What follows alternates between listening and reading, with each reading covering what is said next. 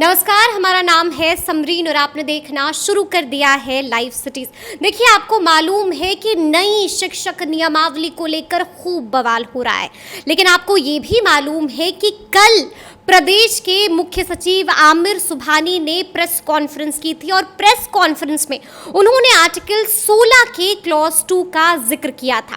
देखिए, हम आपको पढ़ के सुनाते हैं कि आखिर इसमें लिखा क्या हुआ है। देखिए, इसमें साफ लिखा हुआ है कि राज्य के अधीन किसी नियोजन या पद के संबंध में केवल धर्म, मूल वंश, जाति, लिंग, जन्म स्थान, निवास या इनमें से किसी के आधार पर ना तो कोई नागरिक अपात्र होगा और ना उससे विभेद किया जाएगा।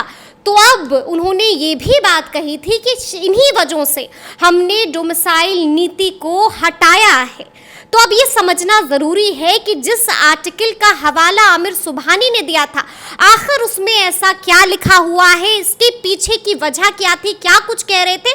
तो आज हम इसी पर चर्चा करेंगे और इस चर्चा को आगे बढ़ाने के लिए हमारे साथ मौजूद हैं पटना हाई कोर्ट के एडवोकेट देव प्रकाश जी। तो सबसे पहले तो बहुत बहुत स्वागत है। नमस्कार जी।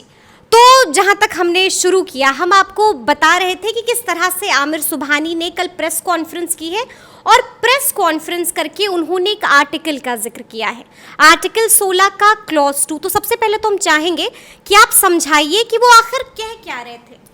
देखिए, जो बिहार के मुख्य सचिव महोदय हैं जी, सौभाग्य से बहुत ही एक अच्छे, ज्ञानवान और कानूनविद व्यक्ति भी हैं।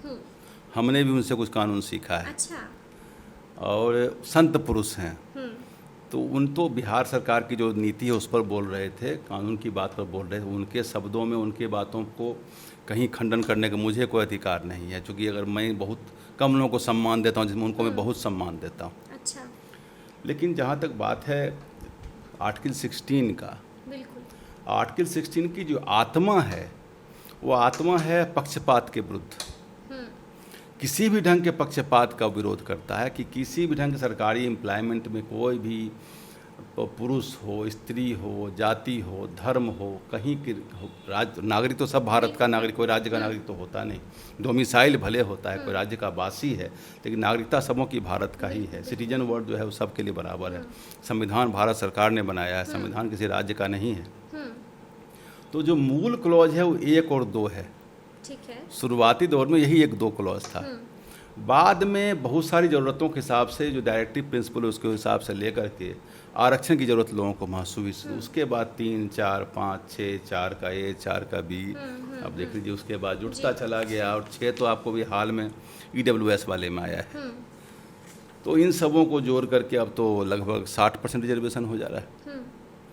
उन्होंने एक बात कही कि जो आरक्षित हैं उनके लिए डोमिसाइल लागू है, वो राज्य के लोग ही उसमें बहाल हो सकते हैं। मतलब 100 में 60 सीट पर अभी बिहार वासियों का पूरा वैसे ही हक है जो पहले हक था।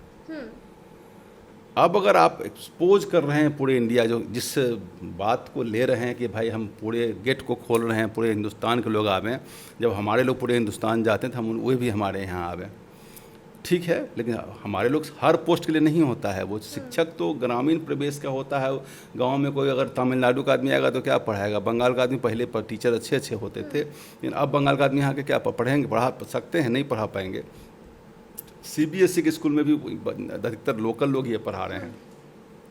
दिक्कत है कि छोटे बच्चों में भाषा की दिक्कत होगी, तो उस भाषा को लेकर मध्य प्रदेश, यूपी के लोग तो भी भाषा का प्रॉब्लम हो जाएगा।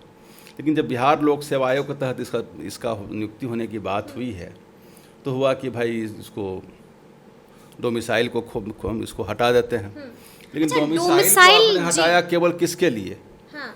जो 40, वो तो 50% बोल रहे थे। हमारे हिसाब से वो 10% EWS भी आरक्षित ही है। हम ये बात आपसे जानना चाह रहे हैं कि उन्होंने जब आर्टिकल 16 के क्लॉज 2 का जो हवाला दिया है, आखिर इस आर्टिकल 16 के क्लॉज 2 में है क्या? देखिए, आर्टिकल के 16(2) में है कि यही लिखा हुआ है कि भारत का कोई नागरिक हो, उसको कहीं भी कोई नौकरी करने में कोई परेशानी ना हो। इसमें कहीं कोई दिक्कत। ये आर्टिकल 16 तो कब से 1952 से है ना। आज क्यों हुआ? 2023 में आके क्यों हुआ? क्या 2023 के पहले ये पहले से अगर ये ऐसा था तो गैरकानूनी था? इसका मतलब पहले शिक्षकों की जो बहाली हो रही थी बिहार के लोगों का ही हो रहा था, तो 2023 से पहले संविधान नहीं था, ये संविधान आज बना है। बिल्कुल। ये संविधान तो पहले 1952 से संविधान है ना, बिल्कुल। तो 1950 से ही है, सॉरी 1950 से ही संविधान चल रहा है। तो 1950 से संविधान चल रहा है, 2023 में जब समझ में आया कि बिहार के लोगों को खोला, वो भी केवल 40% वालों के लिए। उन्होंने यह भी कहा कि मात्र 2500-3000 लोग आते हैं बाहर से, तो 2500-3000 लोग आते हैं, लेकिन जो बिहार में जो हालत है कि संसाधन बहुत कम है, लोगों को जीविका नहीं है। अब छोटी सी बात के डाक बंगला पर रोज लाठी खा रहे हैं, सरकार लाठी चार्ज कर रही है, हंगामा हो रहा है, लड़के गले फाड़ चिल्ला रहे हैं, तकलीफ होता है हम लोग को भी देख करके कि ये सब बात अननेसरली काहे को मतलब एक इस जो मैंने कहा आर्टिकल 16 का जो मूल आत्मा है वो पक्षपात विरोधी है, किसी भी पक्षपात के पक्ष में नहीं था। बाद में जो अपना डायरेक्टिव प्रिंसिपल है जिसको नीति निर्देशक तत्व, उसके तहत कहा गया कि ऐसे लोग जो समाज के निचले पीढ़ी पर हैं और गैर बराबर है, तो कंपटीशन बराबर वालों के बीच होगी ना, गैर बराबरी वालों के बीच नहीं होगी। जो गैर बराबर हैं, जो कमज़ोर हैं, उनको थोड़ा आरक्षण दे दिया गया। अब इसके आड़ में ये हो गया, अब आज देखिए गैर बराबर, देखिए अनइक्वल्स एंड अनइक्वल्स, अगर आपने अनइक्वल्स को, जो इक्वल्स लोग हैं उनको 40% को आपने एक्सपोज कर दिया पूरे हिंदुस्तान सामने, भाई जिनको मनवाइए इनसे लड़ लीजिए, लेकिन जो 60% है वो रिजर्वेशन में तो बाकी राज्य में है। देखिए, जिस तरह से एडवोकेट साहब से हम बात कर रहे थे, ये बता रहे थे कि आर्टिकल 16 और क्लॉज 2 में क्या है। देखिए, आपको भी मालूम है कि कल आमिर सुबहानी ने इसी का जिक्र भी किया था, लेकिन अब समझना ये होगा कि इसी आर्टिकल 16 के क्लॉज 3 में भी कुछ है। क्या है क्लॉज 3 में? क्लॉज 3 में सरकार को शक्ति दी गई है कि किसी एम्प्लॉयमेंट को अगर चाहे तो किसी राज्य के अंदर वो रख सकती है, किसी खास एम्प्लॉयमेंट को। अच्छा। तो उस क्लॉज 2 तो 1 और 2 तो पक्षपात के विरुद्ध है। क्लॉज 3 से शुरू हो जाता है किसी किसी को आरक्षित करने की बात, या किसी किसी को प्रोटेक्ट करने की बात शुरू हो जाती है। तो प्रोटेक्ट कर सकती थी सरकार शिक्षकों को? किए हुए थी अब तक किए हुई थी इसी क्लॉज के अंतर्गत। हाँ, अब उसको लगा कि नहीं करना चाहिए, शिक्षक कुछ अच्छे शिक्षक हमारे बिहार में आ जाएंगे, इस लगता है ये सेंस में सरकार की होगी। ये सरकार की नीति है, क्योंकि सरकार की नीति है, इसमें कानून में बहुत बड़ा पहलू नहीं आता है, और कोर्ट में लोग केस में जाएंगे भी तो हमें नहीं लगता है बहुत सब इससे कुछ मिलने वाला है।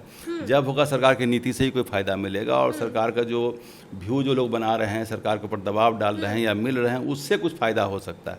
कानून से इस केस में बहुत फायदा नहीं होगा। तो मतलब हम ये समझें कि सरकार जो है वो लोगों को, यानी कि शिक्षकों को बेवकूफ बना रही है। एक तरफ तो आप हवाला दे रहे हैं और दूसरी तरफ एक चीज आप छुपा रहे हैं। सरकार नीतियां बना रही है, बेवकूफ़ बनाने वाली बात तो हम लोग नहीं कानून में कहीं बोल सकते हैं कि बेवकूफ़ बना रहे हैं, लेकिन हाँ, जब उन्होंने आर्टिकल 16 की बात हुई तो आर्टिकल 16 की मूलभूत तत्व है पक्षपात विरोधी, तो 16 का 2, 3, 4, लेकिन 16(3) का जिक्र करना 5, 6 सब बोल देना चाहिए था, ताकि लोगों को मालूम हो कि और भी कानून, इतने ही नहीं कानून आगे भी है। बिल्कुल, कानून आगे कानून भी है, तो बेवकूफ नहीं भारत का बनाया संविधान इतना सुंदर है कि सबको प्रोटेक्ट करती है, सबको प्रोटेक्ट करती है। मतलब शिक्षकों की लगातार हम देख रहे हैं मांग है, वो लगातार ये बात कह रहे हैं कि डोमिसाइल पॉलिसी लागू कीजिए, लागू कीजिए। निदान कानून हाई कोर्ट सुप्रीम कोर्ट से नहीं होगा, इसका निदान जब होगा सरकार से ही होगा, सरकार से ही निदान होगा, सरकार से ही निदान होगा। जी, तो सुना आपने कि किस तरह की बात है, क्या कुछ है। देखिए, आपको मालूम है कि कल प्रेस कॉन्फ्रेंस में आमिर सुबहानी ने आर्टिकल 16 के क्लॉज 2 का तो जिक्र किया, लेकिन आर्टिकल 16 के क्लॉज 3 को बताना भूल गई, और उसमें क्या है, किस हक की बात हो रही है और क्या कुछ लिखा हुआ है। देखिए, एडवोकेट साहब ने बिल्कुल आसानी से आपको समझा दिया कि उसमें आखिर क्या लिखा हुआ है और क्या कुछ है। तो अब देखना होगा कि आगे क्या क्या होता है, लेकिन इस तरह के तमाम अपडेट्स के लिए ऐसे ही हमारे साथ बने रहिएगा और देखते रहिएगा लाइव सिटी। शुक्रिया।